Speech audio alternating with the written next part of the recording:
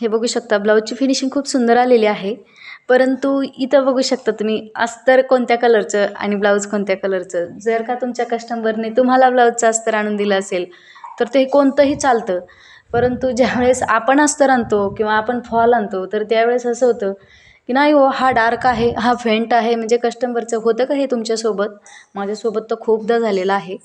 कारण की ज्या वेळेस मी ब्लाऊज टिचिंग करते, पिको फॉल करते, तर ज्या वेळेस मी हे घेऊन येते ना अस्तर, त्यावेळेस कस्टमर मला विचारतात, "नाही हो मॅचिंगचा आणा, अगदी कपडा घेऊन जा."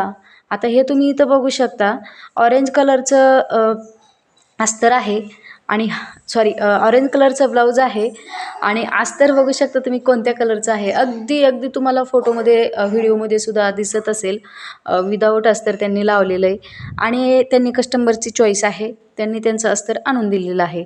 ब्लाऊजची फिनिशिंग खूप सुंदर आलेली आहे. ब्लाऊज अगदी छोट्या साईजचं ब्लाऊज आहे. कटोरी ब्लाऊज आहे आणि समोरचा गळा गोल आणि पाठीमागचा गळासुद्धा गोल आहे. ब्लाऊजवर ही बाहीवर डिझाईन आलेली होती. परंतु कस्टमरची फर्माईश होती की हिला बाहीवर नको, बॅक साईडला घ्या म्हणजे छान दिसेल. तर ठीक आहे आणि तर मग काय केलं, फक्त ही जी लेस होती ना बॉर्डर, कारण की इथं लावायची होती ती, तर ती फक्त इथं हाताला लावून दिली त्याचीच. त्यांना नोटसुद्धा नको होती आणि काहीच नको, लेस पण नको, आम्हाला एकदम सिंपल ब्लाऊज हवा आहे. तर मग मी सिंपलच शिवलं. तुम्हाला कसा वाटला हा आपला व्हिडिओ नक्की कमेंट करून सांगा. चॅनलवरती तुम्ही नवीन असाल तर प्लीज लाईक, शेअर, सबस्क्राईब करायला विसरू नका.